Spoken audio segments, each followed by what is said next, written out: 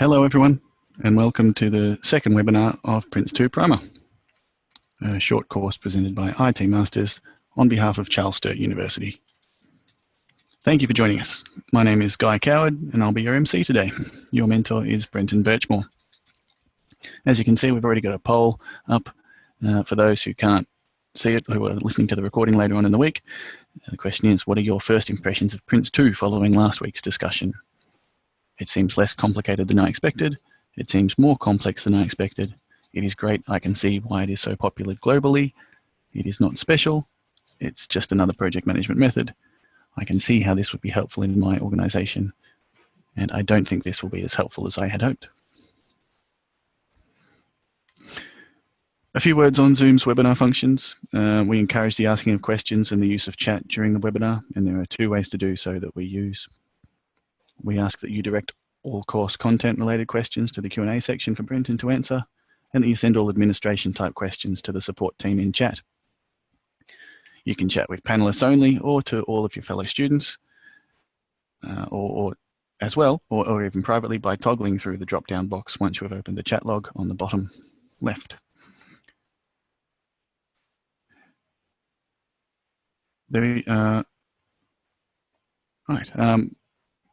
I've just lost my place, I'm sorry. We'll have question and answer sessions periodically, at the end of which we'll clear all unanswered questions. And then if they're really important questions, you can resend them. We just got a little bit bogged down last week in those ones, so we'll just change the way we do that slightly.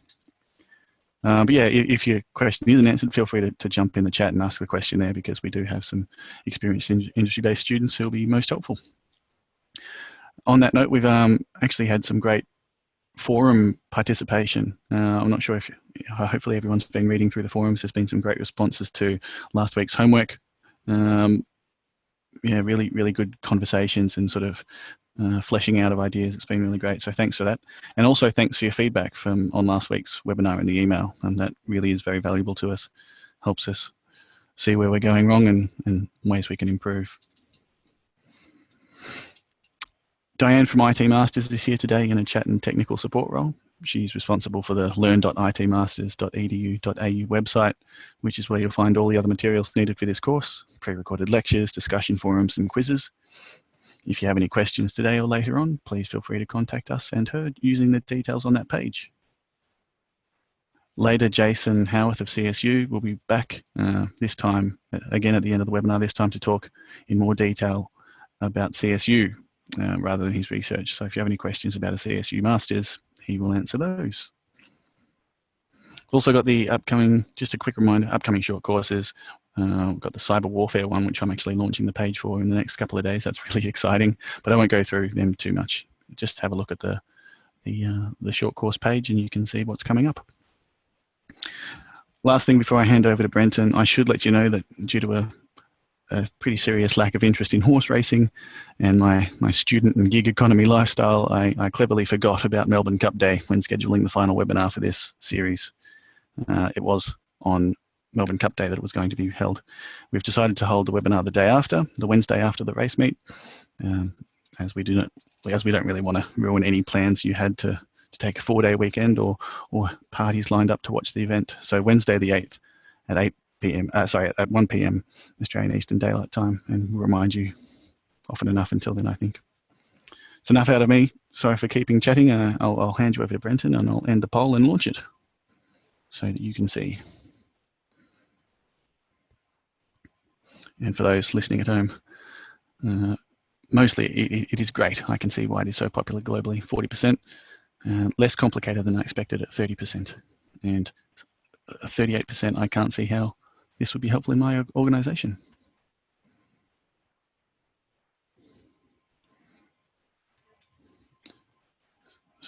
Thank you, Guy. Good day, everyone. Good evening, good morning, good afternoon, wherever you are around the world. Thanks for tuning in. Let me see if I can get my video turned on. Guy, do I need to close the poll before I can? Let me try that. I'm trying to get the video on, folks, but it's telling me that I cannot start the video because the host has stopped it. Really? Okay. Well, I'm not a host. See if I'll see if I can fix that. technical difficulties. I'll make a co-host, see if that works. There we go. There I am. Steptoe and son. Oh, much better now. I'm visible. All right. Let's move on. Tailoring, PRINCE2. What are we going to talk about today? We're going to talk about tailoring. We're going to talk about the themes. Now, this is a big nugget to chew today. We've got quite a bit to talk about, and we are unfortunately going to be skimming the surface of that in our conversation today. However, I've got a little bit more detail in the pre-recorded audio that we've uploaded for you this week. And I think we've got something like an hour and a half of audio. And even that doesn't really cover it all. Themes is one of the big, heavy topics of PRINCE2. And there's a lot of detail that you can go into with that. What we're going to do is try and get a grasp of what each of these things are, how they work, what they are generally trying to do. You will find more details in the pre-recorded audio. And if you want to go even further, of course, you can get hold of the text, the main book that this is all from. So that'll add to your knowledge and details there. But we're going to go through those sort of details today. Just a reminder, next week, we're going to sort of step above the book somewhat. And we're going to talk about it from the contextual point of view next week. So there'll be less discussion about the book itself, and there'll be a little less in the pre-recorded audio. So, well, this week I've given you a bit extra. Next week it'll be a little bit less. Now, as usual, as Guy has mentioned, when you get questions about things that I'm discussing, put them in the Q&A box. Phrase them as best you can, and we'll pause periodically and see what questions we can tackle. And if we don't get to them all, then obviously, please, if you can, put them up in the forums, and we'll get some interesting conversations coming out of that, as we have already. So why are we making such a fuss about tailoring in PRINCE2? It is truly a cornerstone. It was Principle 7. It was the last thing we ended up with talking about last week in the principles. And it's something that runs through the entire discussion about PRINCE2. And it's kind of necessary. And I'm sure a lot of you can probably see that now as you look at what are the components of PRINCE2. It's probably a little clearer that PRINCE2 is a guide. It's a framework.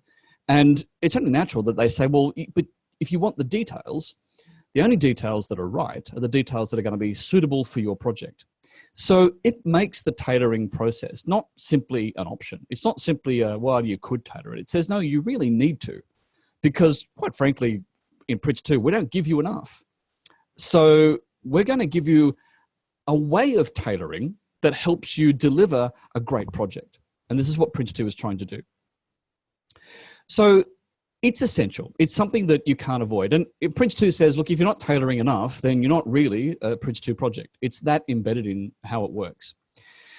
And it says, well, we've got some high-level things that we talked about last week. We've got principles, which are sort of guides for how we go about thinking about things. And we will want to adhere to the principles, but we will adapt how we adhere to the principles. We'll have some themes that we're going to cover today that'll talk about all the different things that we need to keep an eye on, but we'll adapt how we do all of those. Each and every one will be flexible enough. And because of this, it generally gives us some guidance on what we can alter, what we can adapt, and what we probably shouldn't. But what this is paying respect to is that every project is different. Every situation is different. Every organization is different. And even one organization is different at a different moment in time. Different team, different objectives. And having a good project is about being mindful of all those nuances, all those specifics, all those details.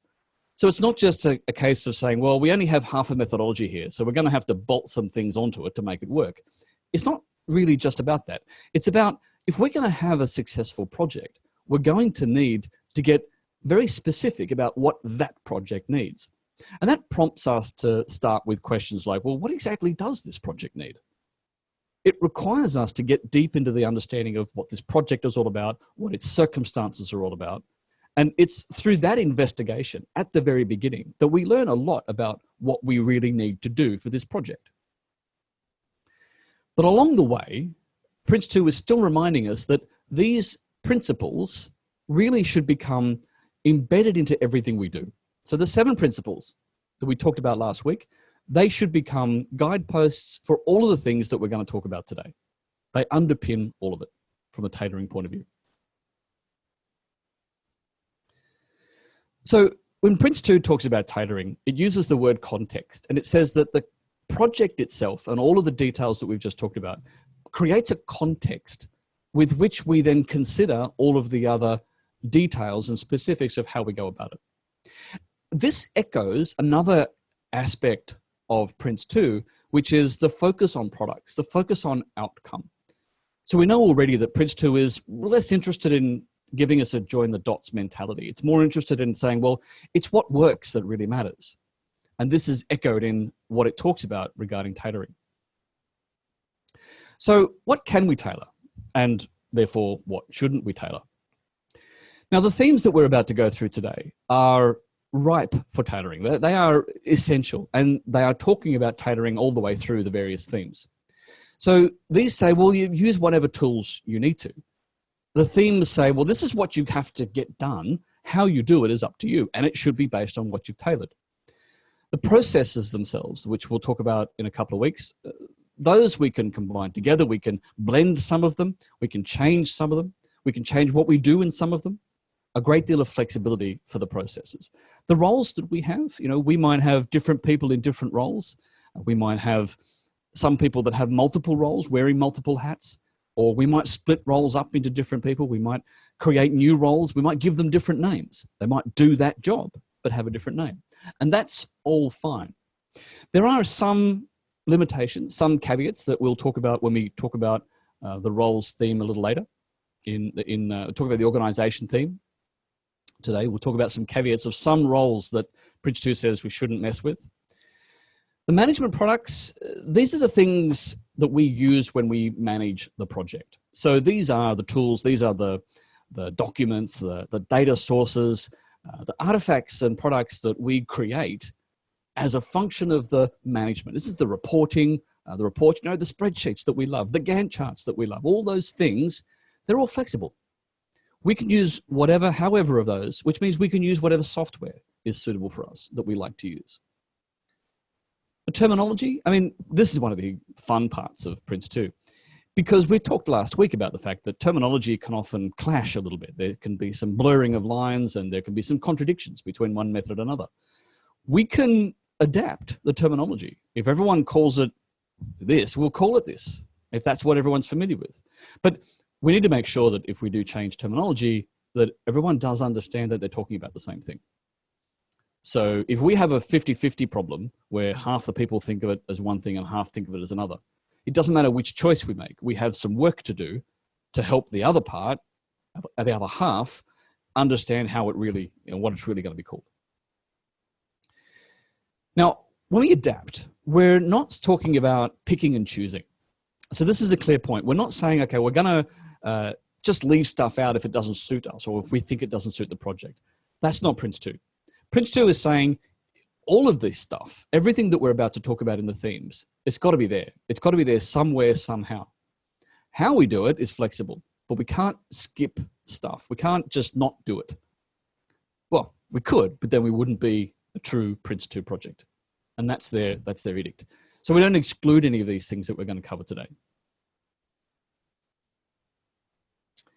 So you can probably imagine that this tailoring thing is a little tricky. It's a little difficult. It can be a little complex. To get it right, we need to bring the big guns. This is where we need to bring the majority of our strengths when it comes to project management. So we need to have all the right skills, the right knowledge, and the right expertise. And not just about project management, not just about PRINCE2, but also about the organization. Bring in those people who know the most about the project itself or about the users who will be affected by it or who know the most about the suppliers we're relying upon. We get the input from the stakeholders. This is the really crucial knowledge sharing phase of knowing and deciding what to do. Because if we decide to make an adjustment or tailor something in a way that causes us problems later because we were ignorant of something, we didn't ask someone's input, we didn't ask Fred or we didn't ask Mary, we didn't get their input and they knew something important, then that's our failure as a project manager. Now, when we do all this tailoring and we get all this clear, what we then need to do is record it thoroughly. So this is something that happens during initiation The PID is a project initiation document. So tailoring is something we do up front. Now, it's not to say that we can't be flexible later. Well, we can, but we're meant to have asked the big questions at the start. How are we going to do this? And we go through all these themes in a few moments. You look at those and say, well, okay, you've got a whole bunch of questions in every single case that needs to be answered, and they should be answered up front. Now, when we talked last week, we talked about stages. We talked about the fact that managing by stages is one of the principles. And PRINCE2 says we need to have at least 2 stages. One initiation stage and one or many management stages. So this is where PRINCE2 says, okay, well, we have to have an initiation stage, and this is the kind of stuff that we have to do in it. We have to do these detailed, complex adaptation of whatever we're going to do. And the project manager is the key role in all of this, because the project manager is the one who's going to be managing the day-to-day operations of this project throughout its life cycle. So this process is driven by the project manager. Now, they may not have all the answers. In fact, they most certainly won't. They'll need input from stakeholders. But they'll be the person who makes sure that all the tailoring gets done fully, adequately, and gets recorded clearly in the right documents. So that if anyone's not sure later, how did we decide that we were going to do this, then we can refer back to something and know exactly what the plan is. So here's a chart from the text, from the book, that talks about the different constraints and influences on the process of tailoring, or on the project itself. So you can see on the left-hand side, there are constraints that are limits that will restrict the degree of flexibility that we might have with how we want to tailor something. Because we might be in an organization that already does things a certain way, or we might be in an industry that requires us to do and have certain things. We might have a certain staff or certain other resources that limit the extent to which we can tailor things. We might have internal practices. We might even have a culture. We've all heard the phrase that culture always supersedes strategy. So we might have a strategy that says one thing, but a culture that's a little bit different. All of these are constraints. The influences we need to look at are the factors that are relevant to the project. So what kind of project is it? What's it meant to do? What's its context? What are the people involved meant to be doing? How long is it going to be? All those details pertaining to the project. Those are the things that trigger adaptation, and the big environment are the things that limit or inhibit, constrain our adaptation. So we've got to work this juggling act between all of these things. Now, let me ask a quick question of everyone. How well have project methods been tailored to suit your projects and your situations so far? I'll just ask Guy to throw that poll up. Answer them. That poll is up. And answers really well, fits like a glove, good enough to feel it's worth it, sometimes well, sometimes not, usually not very effectively, not at all, or it does more harm than good. And just as an FYI, folks, we have asked with Zoom that they do make it possible for polls to be viewable on the recording, so that I don't have to. That would be good, wouldn't it? Interrupt everyone. I speak enough on these things. But pretty conclusive that it's a sort of a sometimes well, sometimes not sort of a. Wow, that's gone above 50% already. Yeah. Jeez, it's almost a perfect bell curve. Kind of yes, kind of no. It is almost, it is. You almost think that we planned it this way. Right, so yeah, 4% for both the really well or not at all. And then we've got roughly 20% for the, yeah, so it's good, but or usually not very good. And 50% for half-half, sometimes well, sometimes not. I'll end that, share the screen. So we have a very balanced view. So what can we draw from that? Well, clearly it can work well. Clearly adaptation can work in some situations. And in at least 20% of them, it's worth it. And on the 50% where you've said sometimes well, sometimes not, well, we could imagine that a good portion of that it's worth it then as well, just not all the time. So we know it's possible. We know it can work. And what PRINCE2 is trying to do is to say, okay, so all the reasons why it might not work, all the reasons why it might be difficult. It might be that some people don't have the buy-in to invest in the effort necessary for tailoring. They think, well, can't we just do it the same as last time? PRINCE2 says, no, thou shalt tailor. It shall fit. So you're going to follow the principle. You get that as an extra tool to get people's buy-in to say, well, no, come on, this is a PRINCE2 project. We have to go through this. We have to do all of the tailoring stuff. Let's get into it. And this empowers the intention for the tailoring, and that's part of its purpose. And so hopefully, if, for those of you who are looking to embrace some of these ideas, getting behind and pushing this PRINCE2 concept is a way of, or the Principle 7 is a way of saying, well, no, we really need to do this better, and we need to do this more reliably, and we need to do this more effectively, because when we do, it's great. And when we don't, we could have.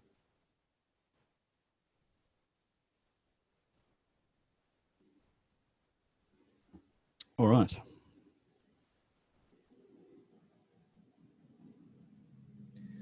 So let's talk about the themes. Now, as I mentioned, before we do that, let's just see if there's any questions about tailoring. Let's just see if I've got any thoughts on that, because I'm about to segue into talking about themes. I've teased you all about themes, but we're going to hear about it. Let's just see if there's any good questions. We've got a question from Daniel Powell. What about a multi-phase delivery? Would you tailor once or tailor for each separate delivery? So multi-phase, if you look at multi-phase from the point of view of what PRINCE2 calls multi-management stages, then there's only one tailoring process at the beginning. So what that means from PRINCE2's perspective is you have your initiation, and that's where you do all your tailoring. And then you might build and deliver over multiple stages. You might have a stage 1 that delivers this amount of product, and then stage 2 that delivers this. You might have stage 3, stage 4, you might not. But if you have a multi-stage approach, you're still only going to tailor once, because the way in which you deliver stage 1 will be largely familiar or similar to how you deliver stage 2. But when you look at all of these themes, every one of them says, along the way somewhere in it, says, learn the lessons and improve how you do it. So that's the caveat. It says, well, you've done as much of the tailoring as you can up front, but if you can learn something and tweak it along the way, we should do it. But no, it's not meant to be a case of let's radically redo everything. All right, we've got John Peterson asking about comparison with PMBOK. PMBOK talks about the use of risk management processes to inform the scope of works to include all the work that needs to be done. Is this part of tailoring or another part of PRINCE2?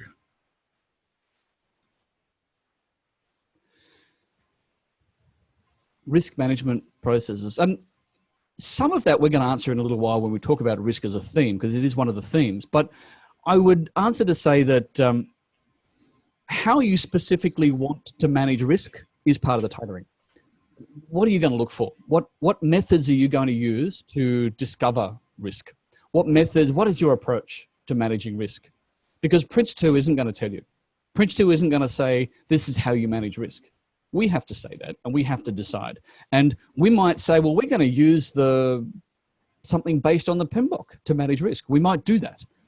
That has to be recorded as part of the tailoring. We'll say, okay, we're going to use these processes from the PMI to manage risk. And we can pick and choose, because it's PRINCE2. And we're going to say these processes are really quite appropriate for us. We'll use them. Or something else entirely, or a variation on those. And we will lock it in, and we will describe it and define it and say, that's how we manage risk. And that's the tailoring that we get done right up front.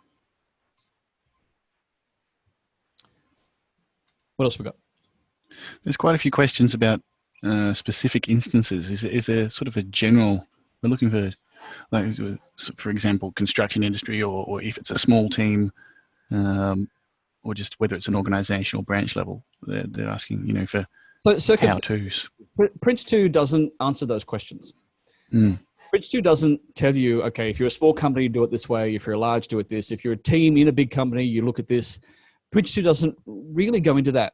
PRINCE2 says, well, that's your problem. That's for you to figure out. And the issue that PRINCE2 has is if it turns around and says, well, this is how you tailor in this circumstance. Well, what if it's wrong? What if it's not right? What if it doesn't suit you? It can't possibly answer all of those questions for all of those individual situations. But it says that you can. It says that you should. It says that you have to. And this is why I said before, what does it take? It takes the people who really know those things. So you talk about circumstances. The people who know those circumstances, they are crucial to getting involved. Now, this is where you have some projects that I've been involved in. I'm sure some of you would have seen this. You have situations where the project team and all the project decisions, they all happen up here. And it all sort of trickles down. And the people who are most knowledgeable and most affected by it are the ones that get told what's going to happen. And they don't get enough opportunity for input. And no surprise, things get a bit hairy down the line. PRINCE2 says we can't do that. PRINCE2 says you've got to figure out so many things. You need so much input. You need the right people from the ground level up to have their input. This is one of the principles of how PRINCE2 works. And this is why it's doing this, because this results in more successful projects. This works better. And so it's not trying to answer what if this, what if that questions. It says, no, you have to, but we're going to make sure you ask those questions. So we're going to make sure that you get everyone involved that needs to be. Were there any other? Yeah, one good question. Does this mean that PRINCE2 needs some amount of maturity in project management methodologies in every organization? Yes, good word. That's an excellent word to describe what I've been rambling on about for the last 2 minutes. Maturity to understand that we need to come up with the answers. We need to collectively and collaboratively come up with the answers, and that does take maturity. It takes a degree of self-reflection and honesty to say that, no, we can't have as successful a project if we just make a few executive decisions and then let all that cascade down the line. It's just not going to work as well. You're going to have a statistically lower percentage chance of success. PRINCE2 knows this. PRINCE2 says, well, no, do it differently. Do it with more maturity. It is a good way to describe it. Great. I'll probably just do one more thing, and it's sort of just humouring me. Sorry. Christian has asked for the second week. He's wondering what sort of percentage of attendees are not in IT. And I've very quickly put a poll in Zoom. Won't spend too long on it. Are you employed in IT or hope to be soon? Oh, yeah. Okay. I figured that might be an interesting question. So that poll's up there. Yes, no, unsure. And yeah, 2/3 plus involved in IT. Beauty. 70%-ish? 70%, yeah, wow. As expected, given we're IT masters. But yeah, project management is generally far more broad. But no, it's good to see that there's at least 30% odd people there that are not, which is great. Yeah. All right, well, I'll shut that down, quickly share them, and off we go. All right, so let's talk about the themes. And if it feels like we're rushing through these, we are. In the full subject, we would spend 2 whole weeks going through themes. So don't be concerned if you feel that you're not getting it all straight away. I'm only going to go through the high-level stuff. So what are the themes? Well, some of this we've already covered. These are aspects of a project that have to be managed throughout. This is not something that only happens in one stage. It happens all the way through the project. But another important element of these themes is that they all affect each other. They are meant to be integrated. They're meant to affect each other. And I'll give you some examples of how that works as we go through the discussion. And so you can see that in action. They need to be heavily tailored. Not just can be, they need to be heavily tailored. PRINCE2 doesn't give you the answer. All right, so you're going to need to find it gives you some guidance, but not the answers. What it does do, though, these themes, is they answer the core questions that drive the project. And I'll go through those questions in a moment and give you the answers for them.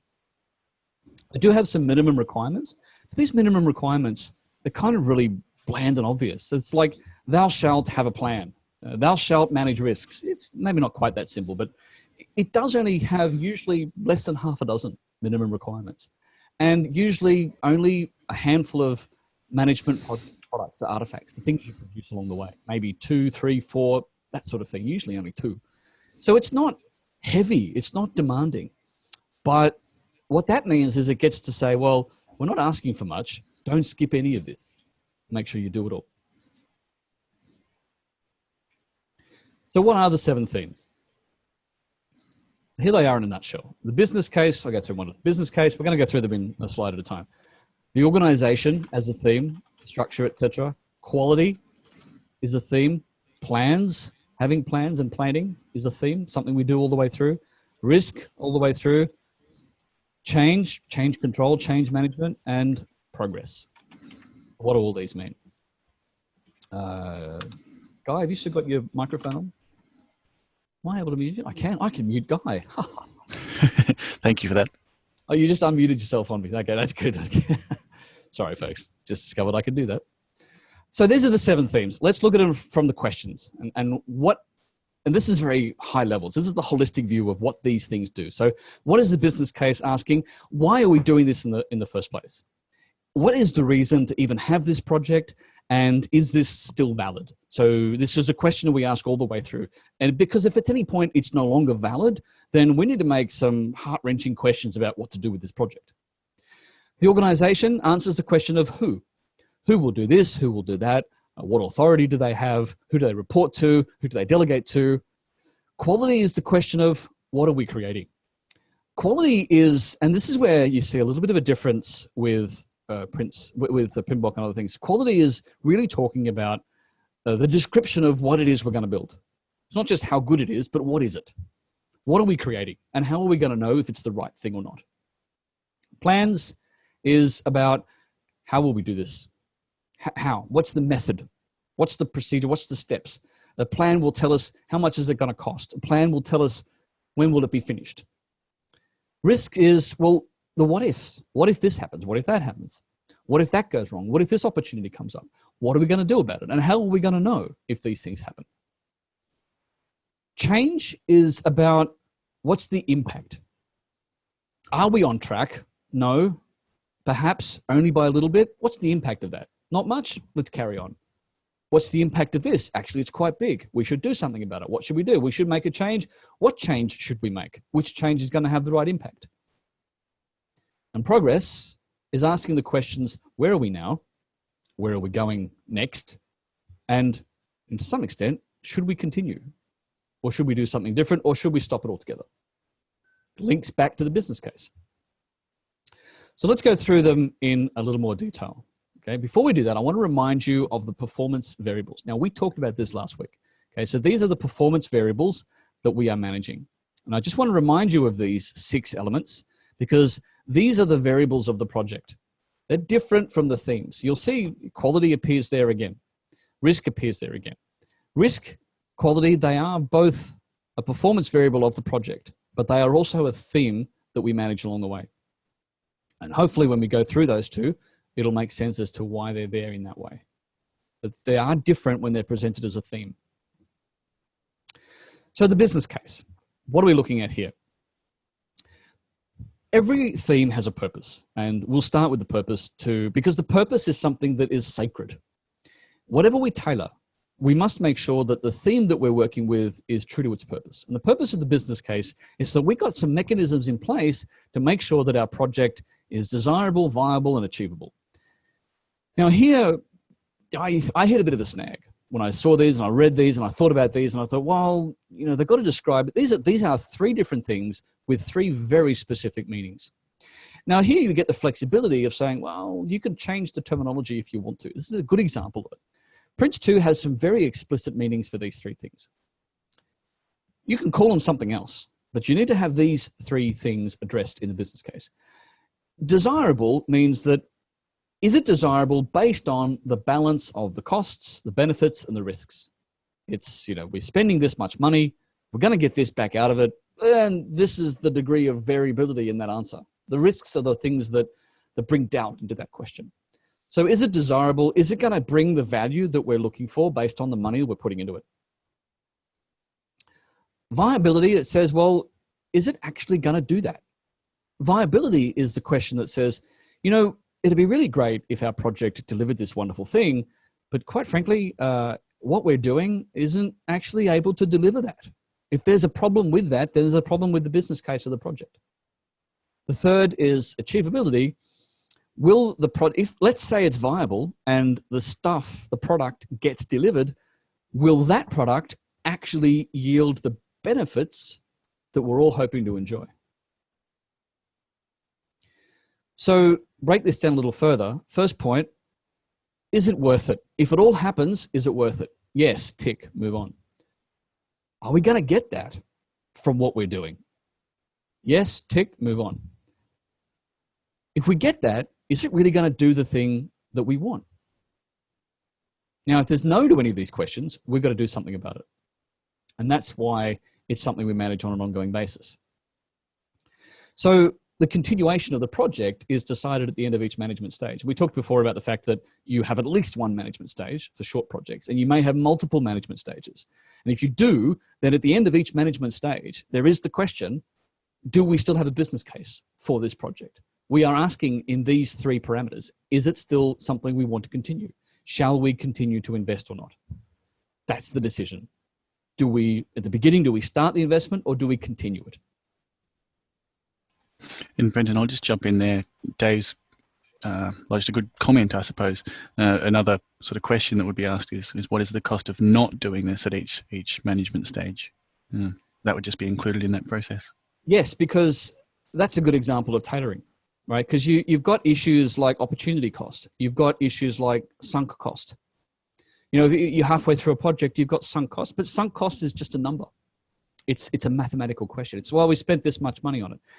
Too many times we are inclined to attach an emotional value to sunk cost or to opportunity cost or to the cost of not doing things. But these questions have mathematical answers. And as a method, as a tailored method, we need to decide, okay, well, we're going to ask these questions. And it's a very good point that Dave has added, because yes, that is exactly some of the how that we would go about determining the business case.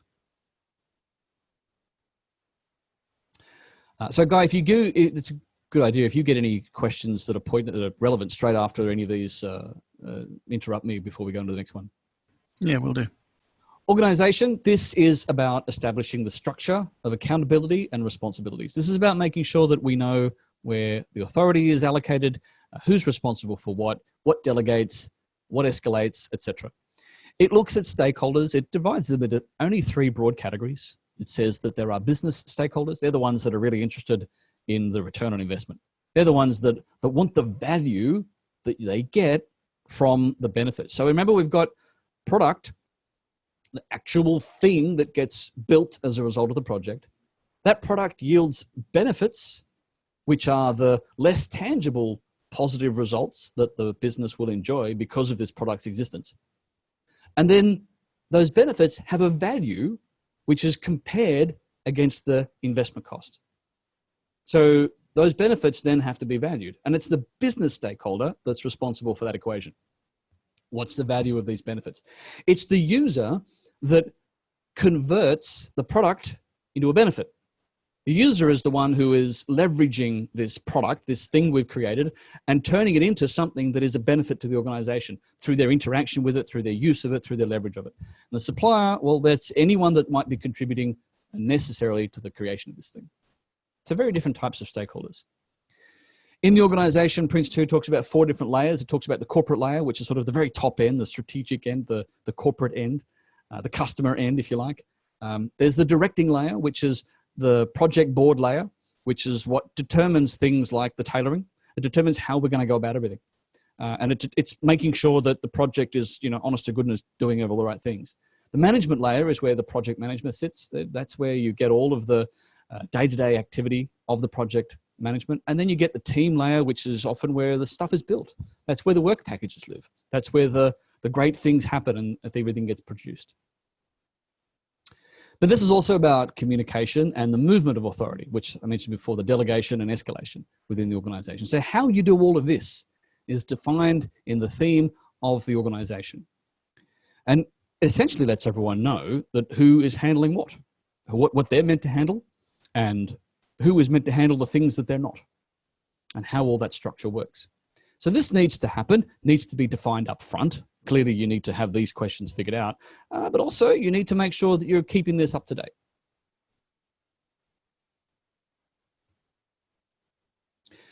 Now, before we go on to the next one, I'm going to talk a little bit about the roles, because in each of these different themes, some of the guidance that PRINCE2 gives us is it says, well, there's some roles here to look at, and certain roles do certain things. So these are the roles that PRINCE2 looks at Now, as I said before, some of these roles can be blended and some of them can't. The project board, these are ones that are accountable to the customer, accountable to the corporation, accountable to the top level of the organization, and they are responsible for the project.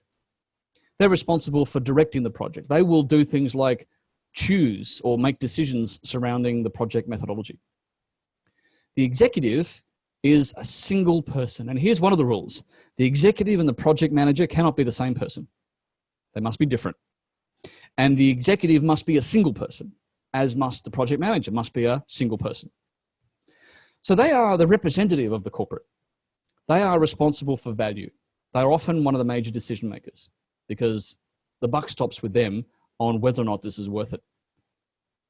You have a senior user who is responsible for all of the users or anyone who will leverage the product, take advantage of it in some way. And you have a senior supplier role, which is the person representing all of those upon whose efforts we depend. Everyone contributing to the creation of this.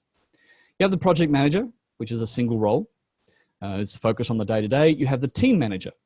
Team manager, if you have a lot of people working in your project, a lot of people doing stuff, they may get broken up into teams. The project manager is responsible for all of the teams, but you may have team managers who are responsible for portions of the work packages, portions of the product. You have project assurance. Now, here's another rule. Project assurance cannot be the project manager. Project assurance is something that the project board is responsible for to say, well, you know, we've got the project manager and they're doing a great job, but we've got project assurance to make sure. They're separate. They're outside of the project management. They're outside of the project team. They are outside of project support. They are independent, and their role is to help the board make sure that it's all going to plan. Project support is often it's supportive role. It's often administrative. It's often things like the project management office. It's all of the additional resources that the project management needs to do its job. And the bigger the project support will need to be. This is where you get your army of project officers that handle all the different things that are going on for the massive projects. Had a couple of questions come in there, Brenton. Chris has asked, is the senior user an adaptation or implementation of Agile? Because it sounds great to him, or her actually, to Chris. And LT has said, well, how do the PRINCE2 roles more broadly fit into Agile roles?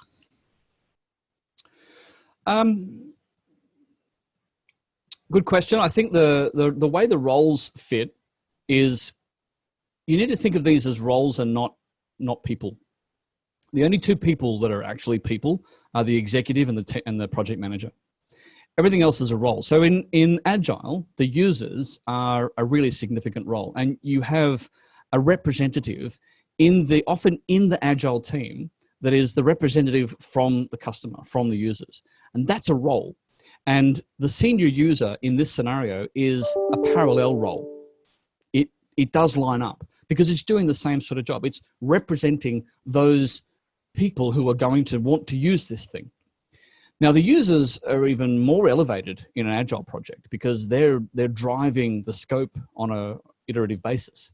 So you might say that in Agile, they're a bit more important, but they're not necessarily less important here because they're the ones that are going to convert the product into value. And if they can't, then the whole thing's a failure. So yes, there are some parallels between some of the roles that Agile have, and that's an example. And you still have a project manager role in Agile as well. So I can see some comparisons between the two. It's not a direct lineup, but it's trying to do a similar thing. Agile doesn't tell you who that should be. It tells you need to have someone waving that flag. PRINCE2 says the same thing.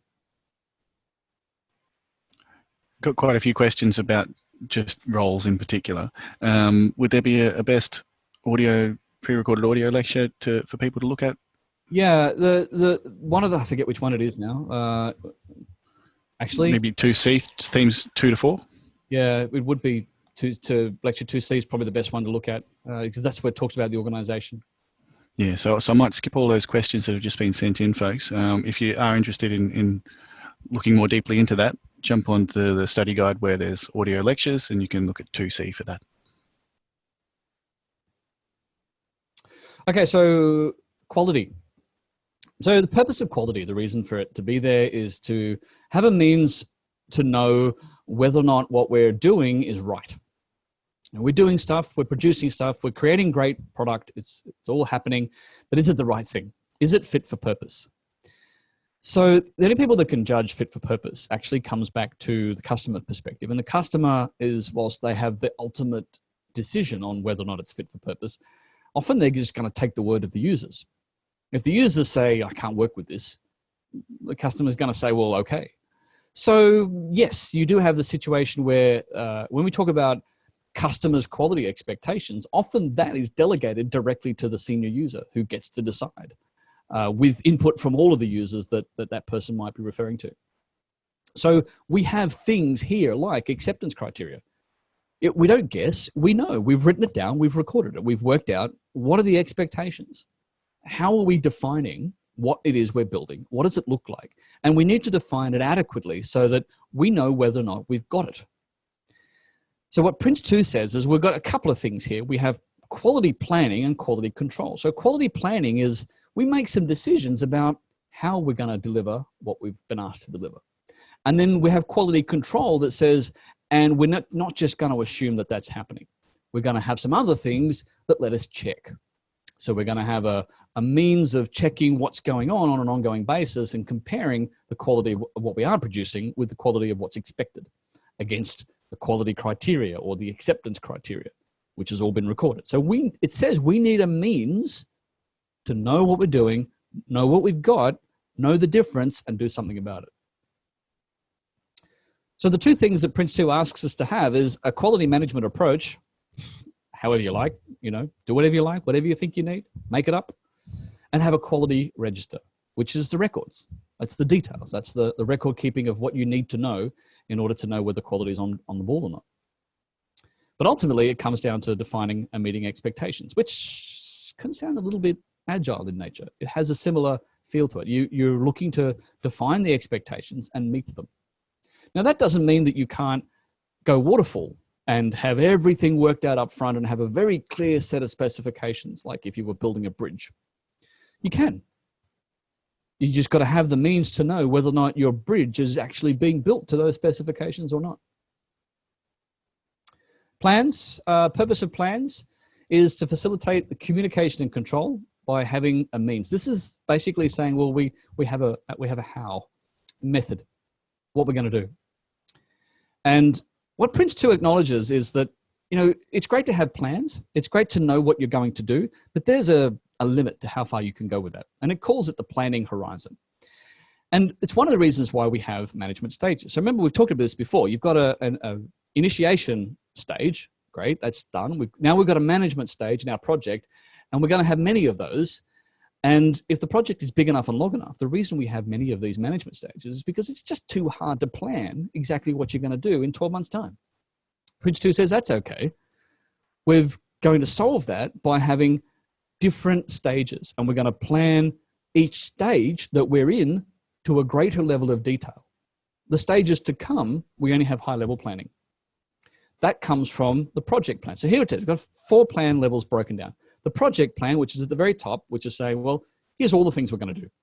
The stage plan is just the current stage mapped out in detail. That's what we're going to do in this stage.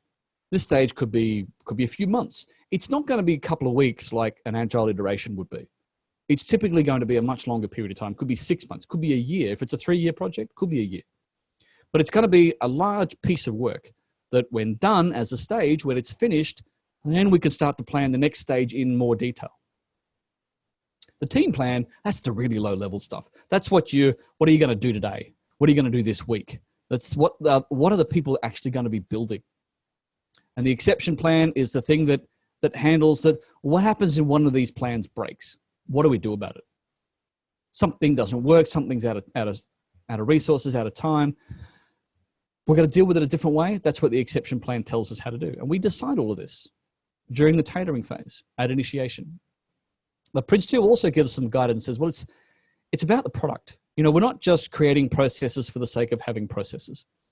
We're creating a plan of how to do something based on what's going to work for the project that we're in and what we're trying to produce at the end of it. So the work package is the information that we use to create a particular piece of the product. That's at the very bottom of the plan. That's where it comes down to at the very end.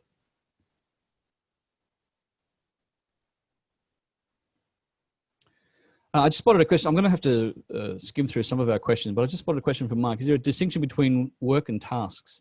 Are these synonymous? I would say yes, for the most part. It's a good example of where you could call them task package, or you call them tasks instead of a work package. You could quite easily. I would say that meaning would be effectively synonymous. You could call it that because it is, in fact, the activity and tasks that you're doing. Risk. Purpose of risk is to control uncertainty. This is a little bit more straightforward. It's a little bit more obvious, perhaps, than some of the others. The more we can control uncertainty, the better we have a chance of succeeding, because we reduce the chance of something unexpected going wrong. So we know that risks have probability. How likely is it to happen? The impact or the severity of the risk, and the proximity of the risk, as in when is it relevant. Some risks are only relevant later or earlier or not at all. So these are things we need to know. And so we look at risk not only from a negative point of view, but from a positive point of view. It's all about uncertainty. So if we have something really good that might happen, and we want to be able to take advantage of that if it happens, we need to know about it. It's a risk. We need to deal with it by saying, okay, well, we need a way of knowing this thing has happened. Great. Now this is what we're going to do about it to leverage it. Same as what we would do is if something bad happened and we do something about it to either avoid it, mitigate it, or whatever. So we need two things: a risk management approach and a risk register. The register is the list, much like it would be in PMI and PMBOK.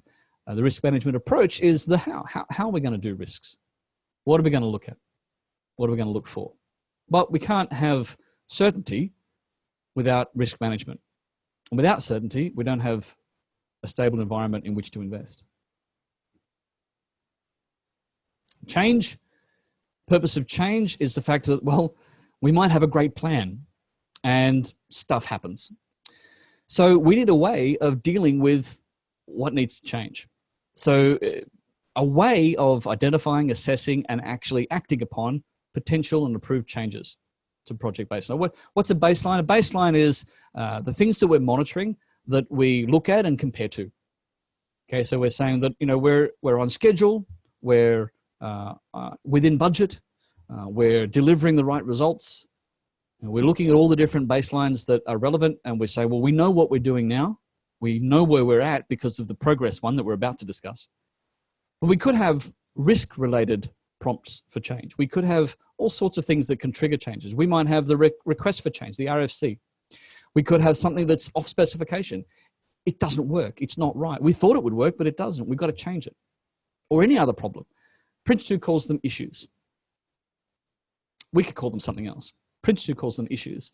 And there's simply something that's outside of the plan. They are a variable, they are an uncertainty, and we need to react to it. So the change is what we use as the mechanism to deal with any other reason why something needs to be different. But it needs to happen in a controlled manner. So what do we need? PRINCE2 says, well, you've got to have an issue register, you've got to have a list of changes, and you've got to have an approach of how you're going to go about handling those changes. Are you going to ask people to fill in 6 forms, you know, in triplicate before they can get any change approved? Or are you going to have something much simpler? Well, let's just send Fred an email and he'll change it for us. We make those decisions. That's the great thing about PRINCE2. It doesn't tell us which of those methods we need to use. It tells us we just got to choose one and write it down and make sure that Fred and Mary and everyone else knows about it. It does feel a bit similar to the risk theme to some extent, and it's very similar. The last one is progress. The purpose is to have mechanisms to make sure that we know where we're at any point in time. Where are we up to? So if this is what creates the baselines, this is what says, okay, this is how much we've done at this point, and this is how much we should have done, and this is the variance between them, and this is what we're doing about it. But it looks at it from the point of view of the 6 project variables that we looked at before. We just reminded us of those a little earlier. Progress is compared against all 6 of those. So we have tolerances that are defined within that. That says, okay, well, if everything's within certain brackets in each of those 6 variables, we carry on.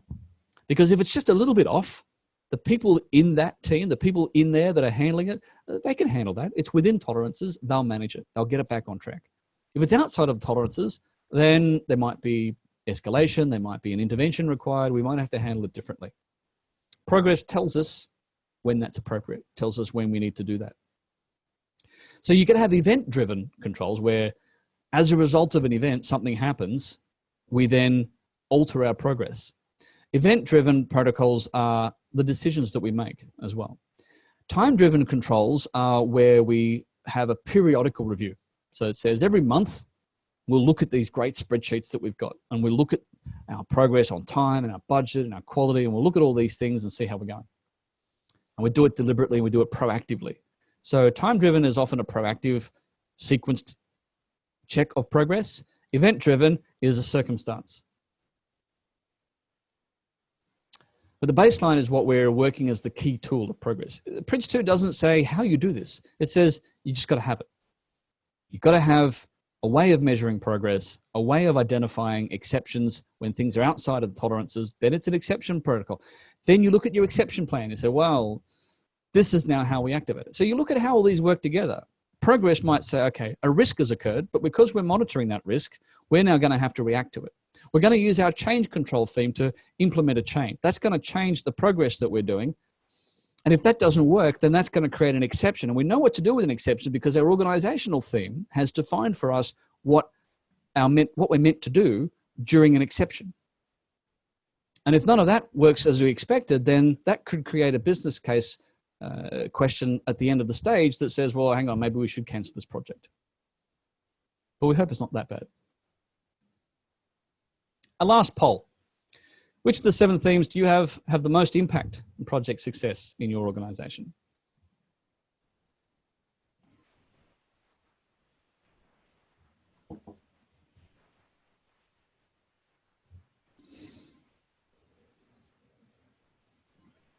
Early results flooding in. Business case takes an early lead.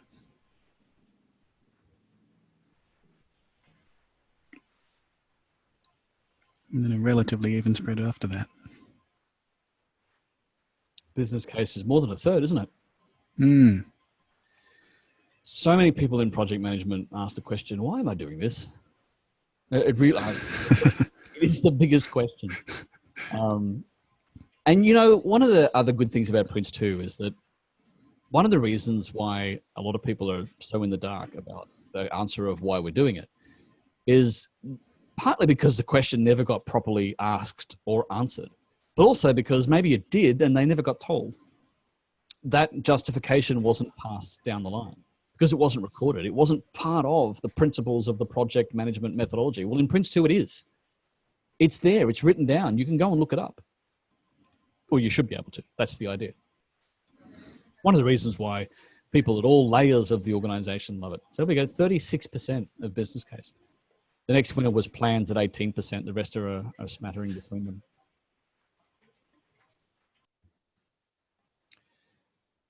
All right. Quick summary. We talked about tailoring as a key element. We have to do it because we just don't have all the answers. We talked about the 7 themes and that they all must be managed throughout the life of the project. We've talked about the fact that every theme has a purpose. Every theme has minimum requirements and then gives us a bit of guidance, but that's it.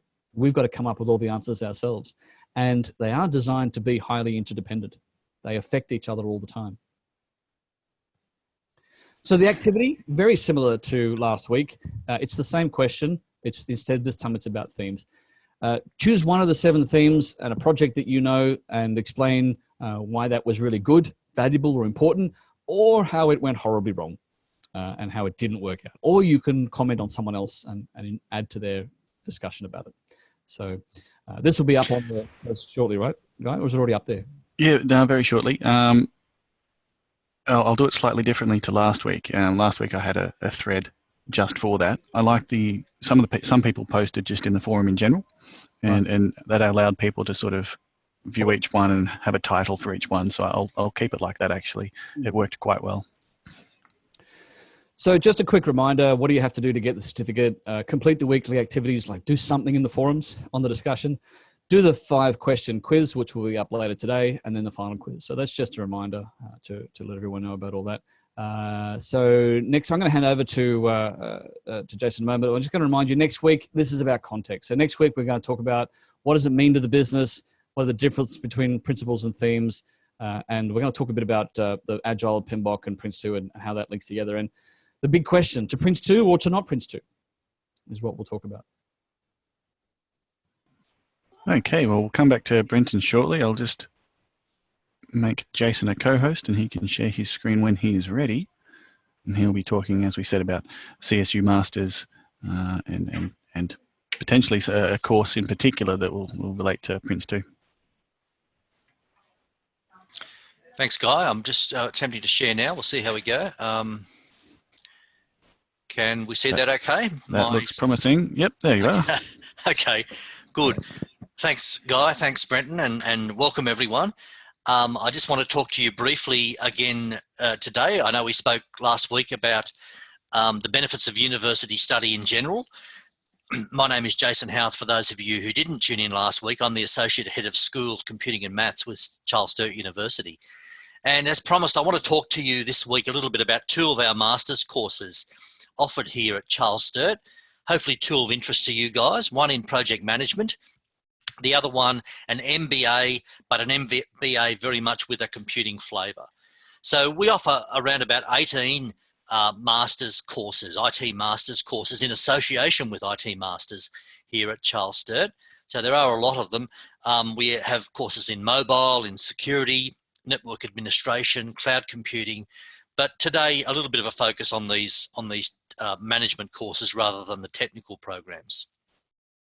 I should also mention and give thanks that around about 200 of you have filled out or completed the online survey for the research that I'm conducting at the start of this short course. So I really appreciate that. That's a great response. For those who have completed that survey, I'll email you again at the end of the short course asking you to complete a follow-on survey because the study that I'm doing is longitudinal. I'm looking for responses before and after the short course. So just to recap on Charles Sturt University, it's a fully accredited Australian university. Australia has 40 fully fledged universities in total. Charles Sturt is a very large regionally based university, and our specialty, if you like, is online education. So we have around 40,000 students involved. 24,000 of those are dedicated online students only. So they don't study at our campuses. They study from their home or workplace. They complete their assignments remotely and they still get the same award. So around about 60% of our students are based in an online environment. For those of you who do want to know about our campuses, just quickly, we do have regional campuses at some of the major centres, such as in New South Wales, Bathurst, Wagga, Albury.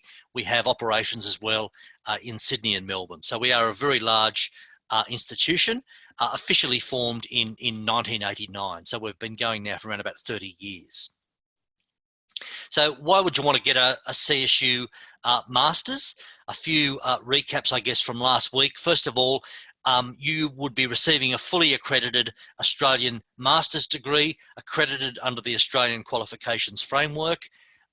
It's not too onerous in terms of study time. You can complete a Master's in 2 years online by part-time study while still sort of maintaining your connections with family, social, and obviously still being able to conduct your work. So it is a very manageable study process over 2 years. Another one that's important is it enables you to stand out from the crowd.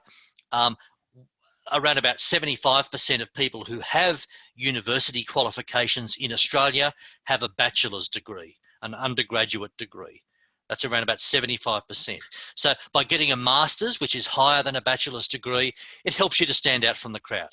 It's a great addition to the CV. Plus, of course, without, the benefits of salary and employment is also, of course, the knowledge that you gain, a key reason for studying.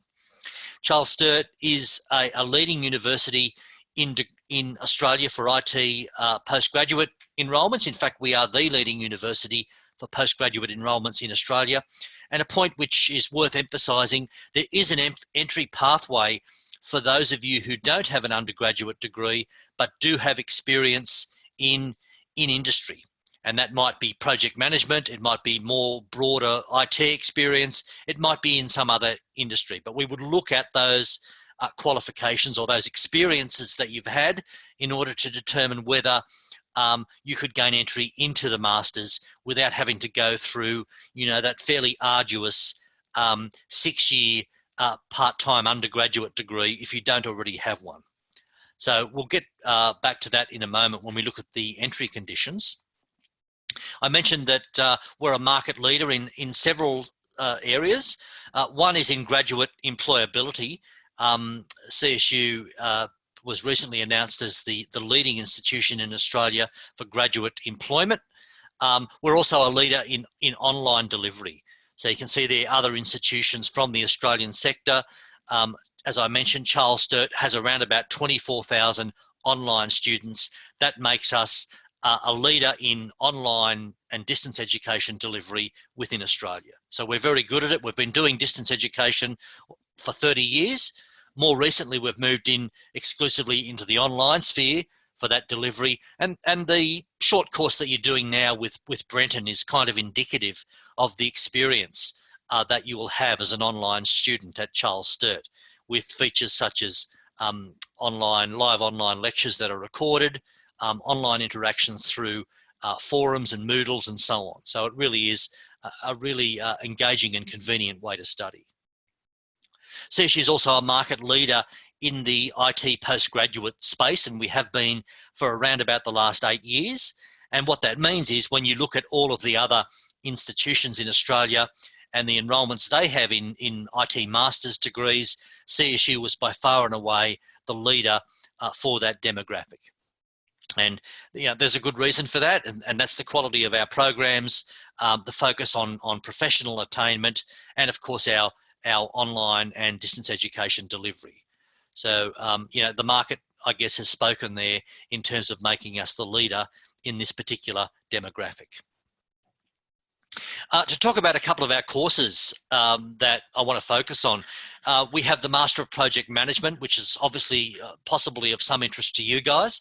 So our master's degrees are 12 subjects in length, and there are typically 3 main sessions a year that you will study. So you would do 6 of these subjects in 1 year, 6 of them in a subsequent year, which totals your 2 years of study. Our courses are divided into a set of core subjects. So for example, in the Master of Project Management, there are 8 core subjects that all students must do. And there's a good mix there of theory and practice. And you can see we're covering everything there from human resource management, where you're looking at, managing people, recruitment, performance management, the typical HR style topics.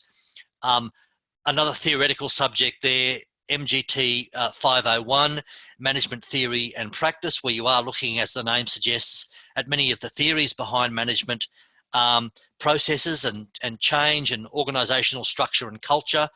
But we're also looking at more practical topics, and they're very much typically aligned to the subjects that the IT Masters deliver as part of our programs. So you can see down the bottom in that core list there, we have subjects on project management fundamentals, and that's a subject that I know that Brenton often delivers, and that subject is very much based on the PMI body of knowledge. MGI 512, the project life cycle, which from next year is very much centered around the PRINCE2 content that you've been studying within this particular short course. Other subjects there on project management leadership, real focus there on team leadership, and right down the bottom in the core units, a subject on professional communications, which is another subject written and delivered by Brenton, which obviously focuses on good communications, not just formal communications such as giving presentations, but also informal emails, minutes, project proposals, and so on. So the full gamut of communications, and you will be required to do actual communication presentations as part of that subject, and many people find that unit to be perhaps one of the most liberating and enlightening of the whole degree. It really does help to move them to a new level in communications. And we all know that that is, an essential component of any successful project. Apart from those core units, you then get to choose electives, which allows you to specialise a little bit in areas of interest. So we divide it up so that you can choose 2 electives from what we call the list of academic subjects, which tend to be more theoretical and foundational. So subjects there in finance, in IT professionalism and ethics, in change management and marketing. So you get to choose 2 of those units. And you also get to choose 2 very much industry-focused subjects, which are delivered by the IT Masters under the CSU banner. You can see there we've got subjects in Agile, obviously a unit about the Agile approach, one in Program and Portfolio Management, which focuses on the PMI processes for Program and Portfolio Management. We have other units there on Business Analysis, which corresponds in content to the introductory certificate in business analysis, and a further subject there on project recovery, which, as the name suggests, is all about trying to recover from a project that maybe isn't fully on track. So a really nice mix of the theoretical and the practical, with many of the practical subjects having content based on industry certifications. What that means is if you have those industry certifications as part of your other previous study, then potentially you can apply for credit as well into some of the units within this program. So that's a 12-subject Master of Project Management. Another one, in many ways very similar. I mean, many of the subjects are shared across these 2 programs. Some students, in fact, choose to do multiple masters and to cross-credit from one to another. That's certainly a possibility. So the Master of Business Administration, MBAs, of course, have a really good name in the business world. We have one with a computing focus, once again divided into core units of 8 subjects, where you're looking at fundamental management or executive management concepts, such as managing budgets and doing financial analysis, through to IT governance issues, which is based on the COBIT framework, professional communications, once again, and subjects there around strategy and strategic practice. Then you get to choose from a very broad list of electives, a real focus in the electives, particularly in the academic side of things, on leadership. So you can see there quite a number of units on leadership, which is of course fitting for a course that's dealing with executive management skills. So we've got subjects there on contemporary issues, which is looking at the latest research on leadership, leadership in teams, and the rather alluringly named toxic leadership, which, as we know, not all leaders are effective. So that particular subject is looking at the effects of destructive leadership on organisations and how to handle toxic and destructive leaders, and hopefully give us some advice on how not to become one. So a real focus there in those academic electives on leadership. And you can see down the bottom, you also get a choice of industry-based subjects, which cover topics such as PRINCE2 for the project life cycle, project leadership, once again, project management leadership, program and portfolio management from the PMI Institute content, and so on. So a really nice broad mix there of leadership, management and project management subjects. And of course, for you as a potential student, you also need to decide on kind of what degree best suits your future career, what is going to look right on your CV, and what knowledge is going to best serve you moving forward. So just now looking at some of the delivery aspects, we looked at this very briefly last week. Once you sign up to CSU and enroll, you get access to a learning management system, which we call Interact2. I can just actually pull across, I do teach subjects, so hopefully I can pull across this and you can see the Interact2 site. This is for one of my own units, which may not be of such interest to you guys as project managers, but it's a principles of programming using C# unit that I've recently taught.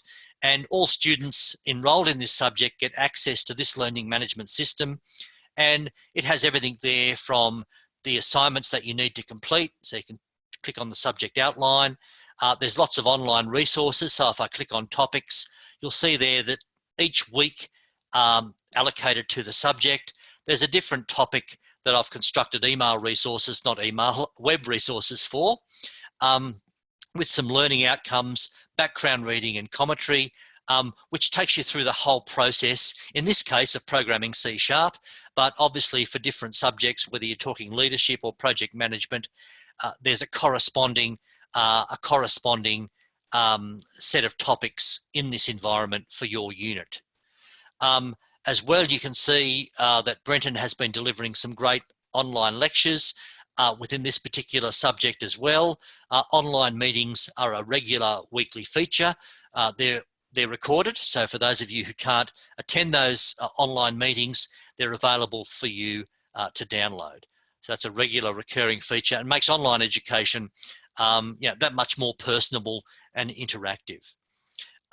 I won't go through all of the features of the online learning environment, but another key one, or two other key ones, are our discussions board, which enable you to discuss issues with other students. There's a section there on resources where I upload various resources and assignment solutions and helpful hints. There's also a little option here called EASTS. That's our electronic assignment submission system, so that when you're finished your assignment, simply a matter of clicking on the relevant assignment number within this EASTS option and then uploading it. I get that as the lecturer, mark it, and then again return it to you electronically. So as part of your enrolment in CSU, you get access to that Interact 2 environment. Just quickly mentioning the qualifications hierarchy. So, at the top of the hierarchy is the doctorate. That's where you get to call yourself a doctor. You do PhD research. I'm doing that currently. I've got to say that if you're not preparing a career in academia, that is probably not necessarily where you want to go, unless you're aiming for some sort of research position. Outside of that, a master's is at the highest level of the qualification hierarchy, just short of a doctorate.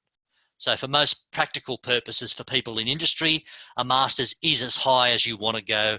So when we're talking about these programs, they are at the pinnacle of academic achievement. In terms of entry requirements into our masters, if you have a bachelor's degree or higher, and sometimes it needs to be accompanied by specific industry experience, then you're typically straight into our programs. There's no caps on our master's degrees. Those of you coming in with industry experience can come in through what's called a graduate certificate pathway. We spoke about graduate certificates last week and how powerful they are in that they're quite short, but they do give you they measure up very, very well in terms of median salary for those holding a graduate certificate, but they do give you a pathway into a master's. So for those of you who wanting a shorter program, you can enter the graduate certificate, or for those of you who want to enter the master's ultimately, but you don't have a bachelor's, pardon me, then you can go into the grad cert based on professional IT experience or management experience. Typically, we're looking there for 3+ years at a reasonably senior level, but we can be flexible around those requirements. If you want to know whether you're eligible before going through the actual application process, you can go to the IT Masters website. They have a great little form there called the eligibility form, and that allows you to fill that out with your qualifications, and it lets us tell you, yep, you're going to be fine, you're going to be accepted, without having to go through the application process. Of course, if you do want to go through the application process directly, you can do that, csu.edu.au/apply. And of course, eligibility as well as credit will be assessed as part of that application process, and it does cost nothing to apply. Now, for those of you who come in through the graduate certificate pathway, Perhaps you don't have a bachelor's degree, or perhaps you just want to sample a smaller subset of the course without doing the full-blown masters.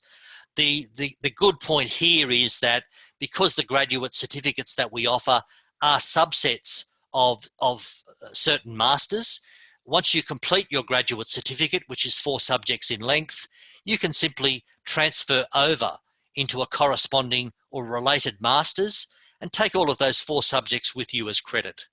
What that means is you can graduate with a graduate certificate of 4 subjects, get those 4 subjects in a 12-subject masters, which leaves you just 8 subjects to do within the masters.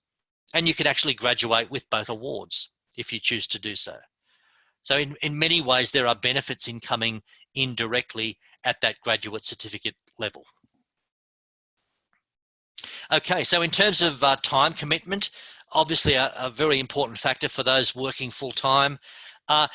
In terms of the start dates, first of all, as from next year, we're trialling 6 entry periods, which is very exciting. Formerly, we used to only have 3.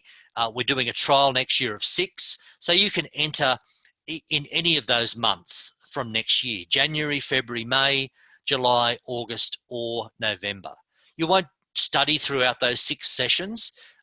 You'll still typically study your entry session and 3 other sessions, but it does allow a bit of flexibility in when you start the program. So, for example, those really keen to make a start over Christmas, perhaps if nothing else is happening in your life, you have time off from work, then we do have an intake into our courses on the 8th of January.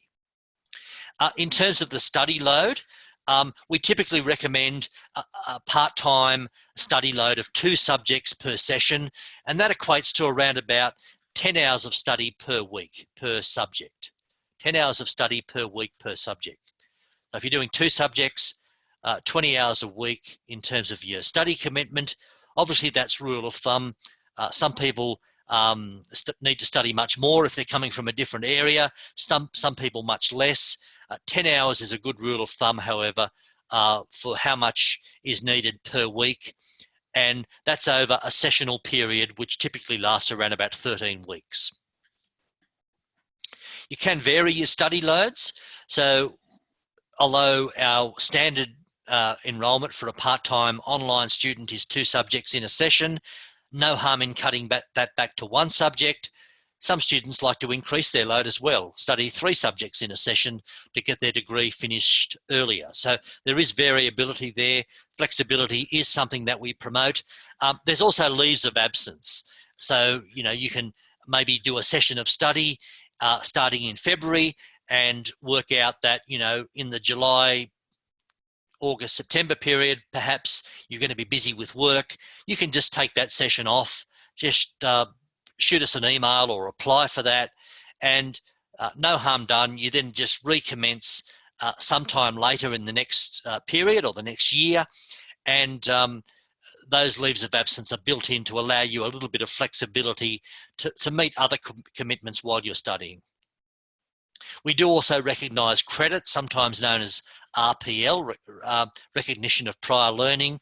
So within these particular courses, credit may be available for any other postgraduate study that you've done.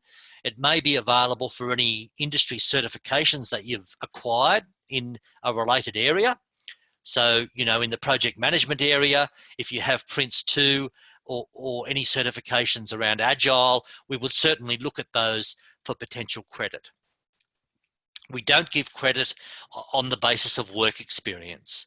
So work experience is something that helps you enter into the program, but it's not something we actually give credit for.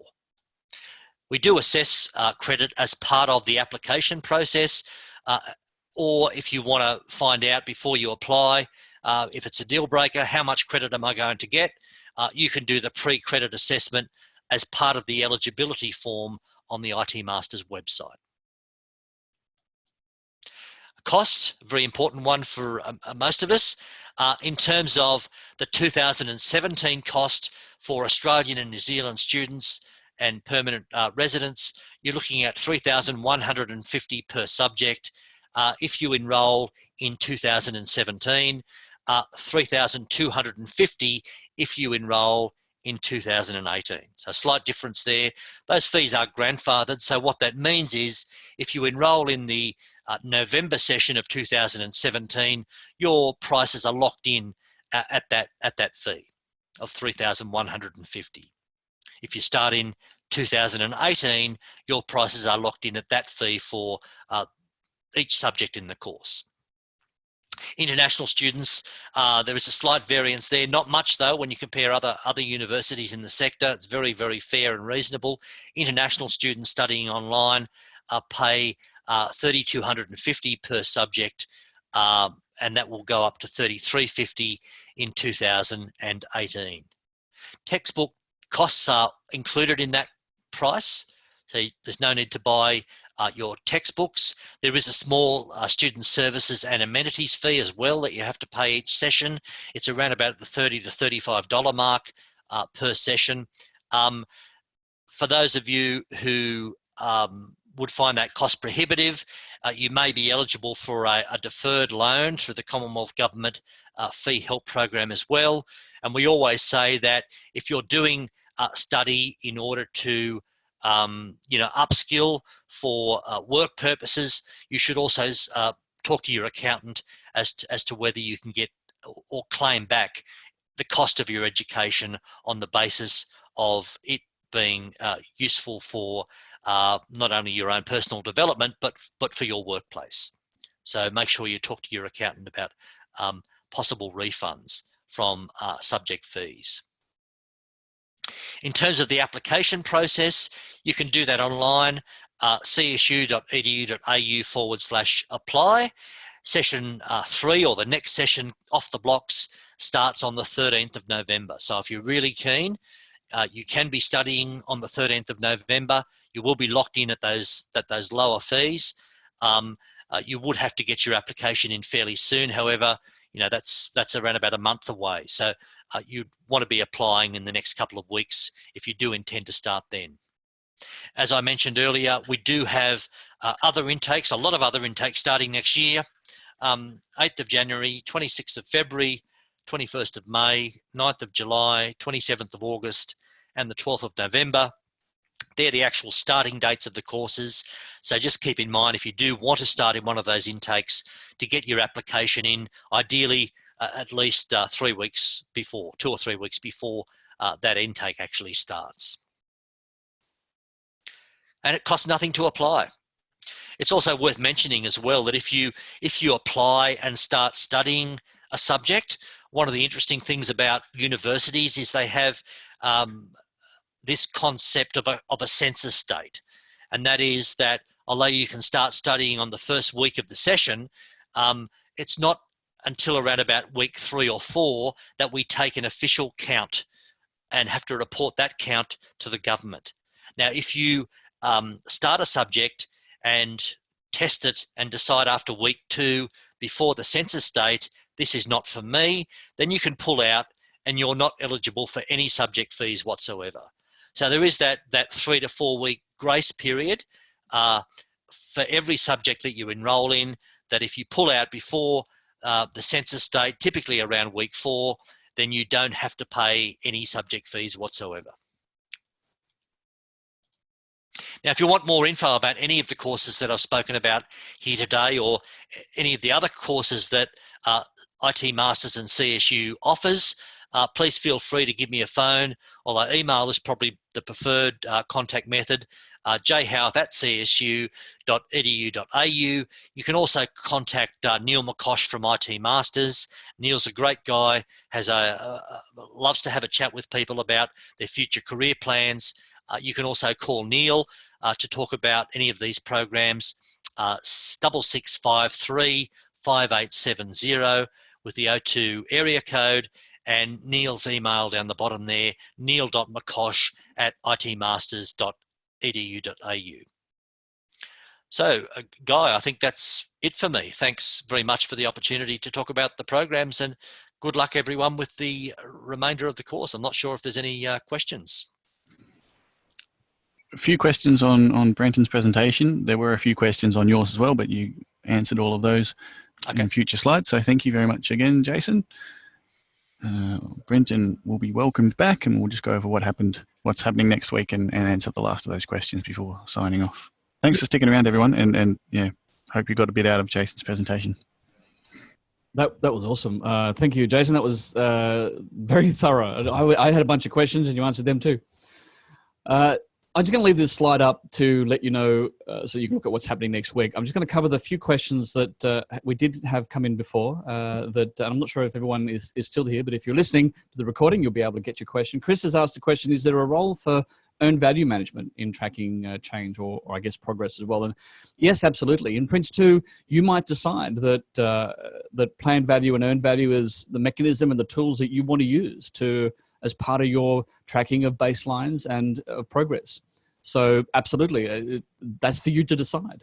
PRINCE2 doesn't say that you should or you shouldn't, or you can or you can't. It just says you need to have a method, and you need to it needs to work, and it needs to be suitable. So by all means, if you want to use EVM as a part of your toolkit, go ahead. Plambits asks, how well does PRINCE2 work with ITIL? Well, they did come out of the same cradle to some extent. ITIL also originated with the UK government, as did PRINCE2, and so there's certainly there's no clashing between them. PRINCE2 isn't built to work with ITIL in quite the same way as you might find with things like COBIT or ISO 20000 or things like that, where there's some really obvious synergies that have been created. But certainly PRINCE2 is the kind of thing that says, well, if you're running an ITIL environment in your IT department, then you're already going to be familiar with running things a certain way. And you're going to have tools. You're going to have tools for change. You're going to have tools for progress. You're going to have tools for all these things. And PRINCE2 says, go ahead and use those tools. So it doesn't create conflicts and clashes. It will work neatly with ITIL, but ITIL is not a project management methodology. ITIL is great for the business as usual stuff. It does look a little bit at what happens when you've got to change that, but it doesn't give you all the answers. You're going to need something more than that to answer a lot of the other project management questions that are going to come up. So Mark says, do you set baselines during initiation? You'll decide during initiation how you're going to measure baselines. You're going to decide in initiation how you will report them, to what extent, with what level of detail. But it's during the management stages that those baselines will actually be populated with that data. So that's when the baselines will actually get set up and created and used. But the decisions of exactly how you're going to do that, like, for example, will you use EVM methods or not, that'll get decided during initiation. Freeman Yunker says, how do you log progress on the project, and how's this handled during status review meetings using PRINCE methodology? So the how you log progress, I guess, is something we've already talked about. That's the open question. You can use whatever tools and methods you like. But when you get to the end of a management phase, which is, you have status review meetings, you might have small ones incrementally along the way. And that's where you're going to look to see, how are we doing with progress? Do we have an exception? Do we have an escalation? Do we need to initiate a change and make some change here? So you have smaller versions of that are time-driven because they're proactive. But you also get the end of management phase ones where you say, okay, so how far are we really from expectation? And if it's a long way from expectation and it's difficult to recover back within expectations, then you might have more drastic changes to make or decisions to make at the end of a management phase, because that's where you have that looming question that says, well, do we continue or not? And if we do, what are the big things that we need to change?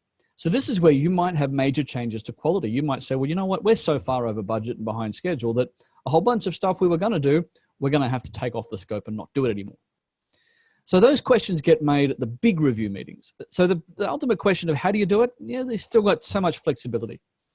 We only just give you some guidance on what those choices need to do and what they need to contain. And that's all PRINCE2 is going to give you. All right, folks. Thanks everyone for tuning in. It's been a great and lengthy discussion. We're going to be back next week to discuss these points. Do get onto the forums if you can. Grab the quiz a little later today. And until then, that is all from me. Thank you and good night. Thanks, Brenton.